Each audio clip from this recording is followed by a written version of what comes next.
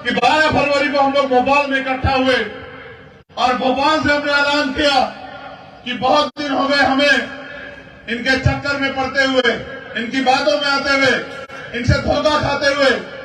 अब ये मध्य प्रदेश में नहीं चलेगा और ये मध्य प्रदेश में बंद हो सकता है मेरे साथियों, अगर आप अपनी वोट की शक्ति को समझ लो। कैसे रहेगा संविधान सुरक्षित जब संविधान विरोधी ताकतें सरकार में बैठी रहेंगी? आप बताओ।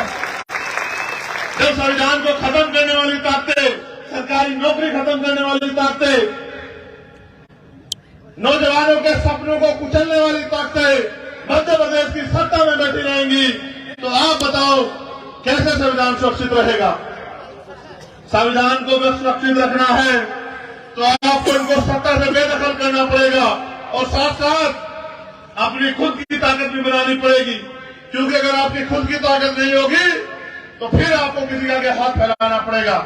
ये लोकतंत्र है, आप अपनी वोट से किसी को भी कुर्सी में बिठा दो और अपनी वोट के जरिए किसी को भी कुर्सी से खींच के नीचे गिरा दो। आप अपनी ताकत को भूल बैठे हो। मेरे सामने कागज रखा गया कि रतलाम जिले में 1.5 लाख आदिवासियों को विस्थापन करके मारा जा रहा है। मारे जाओगे हम लोग जब तक ये लोग सत्ता में रहेंगे, जब तक आप अपनी वोट को संगठित होके अपने लोगों को नहीं दोगे तो आप मारे जाओगे। और मरना सिर्फ ये नहीं होता कि आपकी हत्या हो जाए।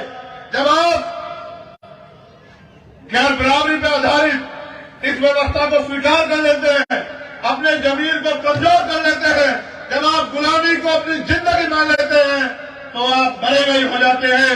ऐसी जिंदगी का कोई फायदा नहीं। आपने देखा किस तरह से हमारे पदाधिकारियों को परेशान किया जा रहा है।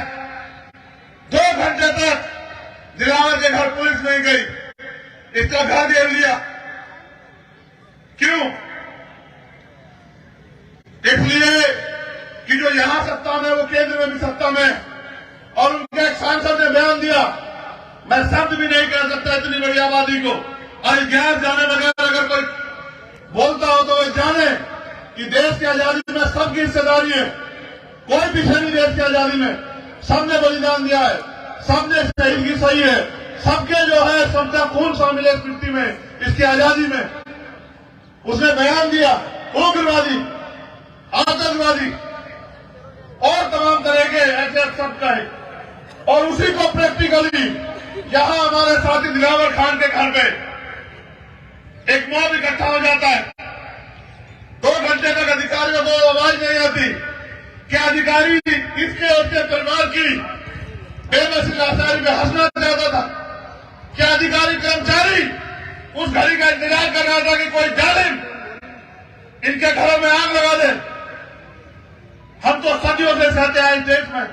जब जब हमने अपनी मेहनत में अपनी आवाज ऊंची की, स्वाभिमान सम्मान का जीवन जीने का प्रयास किया, तभी हमारी बस्तियां चली, तभी हमारे घर फूके गए, तभी हमें घर से बेदखल कर दिया गया। जब हमने अपनी जमीन तैयार की तो हमारी जमीन पूंजीपतियों को दे दी गई।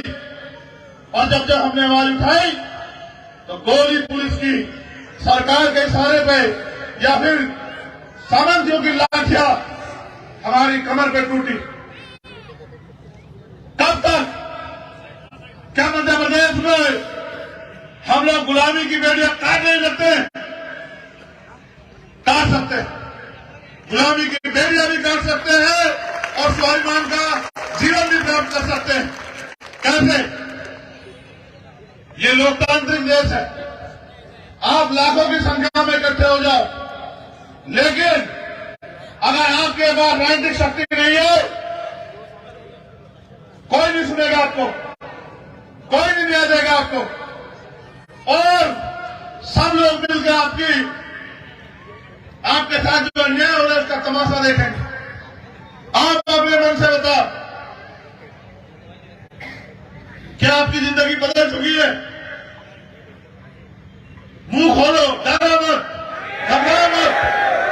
14 राज्य में बताओ, अधिकारी कर्मचारी और नेताओं को सरकारों को पता लगना चाहिए क्या आपको रोजगार मिल रहा है, क्या आपको 2 धंधों में हिस्सेदारी मिल रही है, क्या बहन बेटियां सुरक्षित है मध्य प्रदेश में? अगर सुरक्षित है तो नियमावली क्या को आपने नहीं देखा। सागर में जिन लोगों ने हमारी बहनों को अपमानित किया, हमारे भाई की हत्या की, उनको क्या हुआ आपने नहीं देखा। आप बता, क्या 52% ओबीसी का आदिवासी को जल जंगल जमीन में उसकी हिस्सेदारी के हिसाब से अधिकार मिलने नहीं चाहिए? क्या बताओ? क्या दलितों पर जो कास्ट एट्रोसिटी हो रही है और जो उनके अधिकार लूटे जा रही है, बंद होना चाहिए नहीं बंद होना चाहिए? आप बताओ। ये तब बंद होगा जब आप अपनी वोट को बहुत जिम्मेदारी से संगठित करके और एक एक वोट की कीमत समझते हुए, और जो मैं आपसे इशारे में नहीं खुल के कह रहा हूं कि खुद वोट दिलाने से काम नहीं चलेगा, अपनी वोट देने से वोट को दिलाना पड़ेगा। अपने अड़ोसी पड़ोसी दोस्त रिश्तेदार और आज से लग के जितने दिन चुनाव में बाकी अपनी अपनी विधानसभा में उतने ही लोगों को तैयार करके और उनसे भी कह के कि बंद करो किसी के सहारे हाथ फैला के रहना। हम इस देश में गुलाम पैदा हो सकते हैं लेकिन गुलाम मरेंगे नहीं।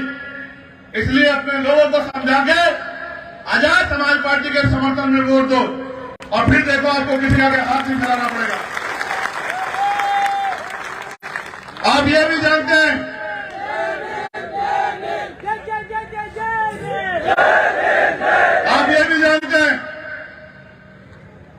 कि राजनीतिक शक्ति के दम पे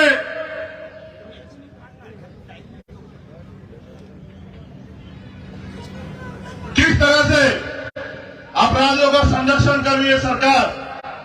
और मुख्यमंत्री जी कह रहे हैं कि मैं लाडली बहन योजना लाया, मेरी माँ बहनें बैठी हैं।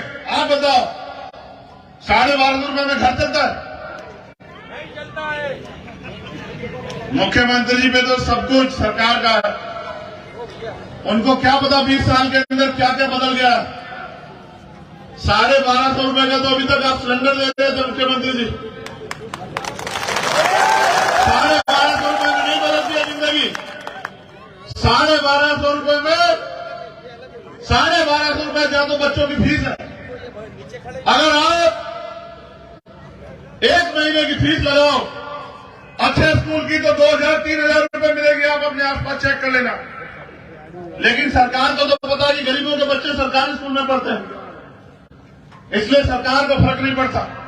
मैं आपसे कहना चाहता हूं, अगर अच्छी शिक्षा चाहिए, अच्छे स्कूल चाहिए, अच्छे अस्पताल चाहिए तो किसी के भरोसे मत रहो। अपने बीच के लोगों को ताकतवर करके भेजो और फिर आप देखो कि आपके बीच के लोग किस तरह से आपकी लड़ाई लड़के आपकी जिंदगी बदलते हैं।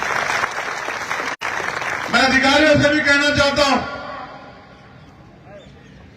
जब तक हम भीम आर्मी का काम कर रहे थे तब तक हम पे संवैधानिक शक्ति हमसे दूर थी। लेकिन आप याद रखना कि आजाद समाज पार्टी ज्यादा दिन राजनीतिक शक्ति से दूर नहीं रहेगी और हो सके तो इसी बार जो है मध्य प्रदेश में हम लोग करके दिखाएंगे। हम ये जानते हैं कि दोनों पार्टियों में अंतर जो है वोट का वो बहुत कम है और अभी नेक टू नेक फाइट होगी और हमारे जीते हुए एमएलए ये तय करेंगे सरकार किसकी बनेगी। हम राजनीति को समझते भी हैं और जानते भी हैं कि झारखंड में एक सिंगल विधायक 5 साल मुख्यमंत्री रहा। हमने बहुत लोगों को बनाया, अब गरीबों की बारी है। जिस दिन हमारे लोग कुर्सियों पर बैठेंगे एक एक कमजोरों पे हुए एक अन्याय का हिसाब होगा, सारी फाइल खुलेंगी। इस बात को आप याद रखना। कोई मंत्री आपको नहीं बचाएगा अगर आप कानून से परे जाके काम करोगे। मैं तो एक चाहता हूं आप अपनी ड्यूटी को समझो। आपकी ड्यूटी उनको प्रोटेक्ट करने की है जिनको सताया जा रहा है। आपकी ड्यूटी सामंतियों को संरक्षण देने की नहीं है। यहां हमारे साथियों को जिला बदल किया जा रहा है। गोपाल वाघेला जिला प्रभारी सेंट्रल जेल भेज दिए गए। रतलाम में पचेर में आम मुस्लिम गरीब परिवार के युवक की हत्या कर दी गई सरेआम। हम जेल से भी नहीं डरेंगे, जेल भी जाएंगे और मुकदमे भी झेलेंगे और जालिम सरकार के लाठियां भी झेलेंगे, जोर को भी देखेंगे। लेकिन याद रखना हम परिवर्तन की लड़ाई लड़ रहे हैं, बदले की नहीं। हम ताकत बना के उनमें जो वंचित है उनको भी न्याय दिलाने का काम करेंगे। और हम न्याय को मानने वाले लोग हैं, जिसका जो हक बैठता है उसको देने का काम करेंगे। मैं ये कहना चाहता हूं, राजनीतिक संरक्षण है ये कि उससे कमजोर के हाथ मजबूत किए जाए। मैं अपने साथियों से पूछना चाहता हूं, जावरा में हमने 2 ऑप्शन हैं। एक दिलावर खान और दूसरे इनकी पत्नी, जो इनसे भी ज्यादा क्रांतिकारी है, मजबूत है, हमारी बहन है। आप तय कर लो दोनों में से किसे लगाना चाहते हैं, चाहे दिलावर को और चाहे इनकी पत्नी को। मैं खुद आके सामंतवाद की इस नगर, इस धरती पे सामंतवाद की जड़ों को काटने के लिए एक एक गली जाकर इनके चुनाव में प्रचार करूंगा और इनको यहां से विधानसभा भेजने के लिए पूरा दमखम लगाऊंगा। और मैं मानता हूं कि जब आपके बीच का व्यक्ति विधायक बनेगा, आपको किसी की मदद की जरूरत नहीं पड़ेगी। वो इतना ताकतवर हो जाएगा कि हर अन्याय के खिलाफ मजबूती से आपके लिए लड़ेगा, 24 घंटे तैयार रहेगा। और इन सबके पीछे चंद्रशेखर आजाद खड़ा है, ये बात आप याद रखना। मध्य प्रदेश की सरकार भी हमारा दम जानती है, जो हमने 12 फरवरी को भोपाल में दिखाया, और केंद्रीय सरकार भी हमारा बल जानती है। हमारे पास लोग हैं, हमारे पास युवा शक्ति है, हमारे पास बहनों माओ का आशीर्वाद है, हमारे पास बुजुर्गों का प्यार आशीर्वाद है। हमने 21 जुलाई को दिल्ली को बताया था कि हम कितना दम रखते हैं, और आगे हम लोग लगातार मेहनत करेंगे। मैं अपने भाइयों से कहना चाहता हूं, जिन्होंने 5 साल ना धूप देखा, ना छांव देखी, ना आंधी देखी, ना बरसात देखी, ना किसी भी तरह की मुसीबत, कोई भी परेशानी आपका रास्ता रोक पाई। 5 साल आपने संघर्ष किया, 2 महीने दम लगा के संघर्ष करो, गांव गांव जाओ, माओ को, बहनों को, बुजुर्गों को, बच्चों को समझाओ कि अपनी वोट को किसी और को मत सौंपो। वोट 2 धारी तलवार है, अगर किसी और को दी और वो आपका हितैषी नहीं, तो अधिकार मिलने के बजाय आपके अधिकार नष्ट हो जाएंगे और आपको अपमान, जो आपके लिए खड़े हैं, तो आपके अधिकार भी सुरक्षित रहेंगे और नए कानून भी बनेंगे। और फिर आपसे कह रहा हूं, आज जो हम यहां लड़ रहे हैं, जिस तरह से आपने प्यार दिया यहां जावरा में, अगर इस प्यार को अंजाम तक पहुंचाना चाहते हो, तो वोट की शक्ति से मेरे हाथ मजबूत करना कि मैं आंख से आंख मिला के इन सरकारों से आपके लिए आपके अधिकारों की रक्षा कर सकूं। मैं जानना चाहता हूं कि आप इस बार हमारी मदद कराएंगे। दोनों बताइए, अगर आप मदद कराएंगे तो कोई ताकत नहीं रोक सकती कि यहां हम लोग इतनी ताकत में ना पाए कि विधानसभा से आपकी हर एक समस्या के लिए सवाल न खड़ा हो। और ये सदन है इसलिए, ये वहां बैठ के पैसा कमाने के लिए नहीं है। ये सदन इसलिए कि वहां से आपके हितों के लिए सवाल खड़े हो और आपके हितों की रक्षा हो और आपके लिए कानून बने। मैं उन भाइयों का भी धन्यवाद दूंगा। एक नारा मैंने सुना था नेताजी सुभाष चंद्र बोस का कि तुम मुझे खून दो, मैं तुम्हें आजादी दूंगा। मैं आपसे कहना चाहता हूं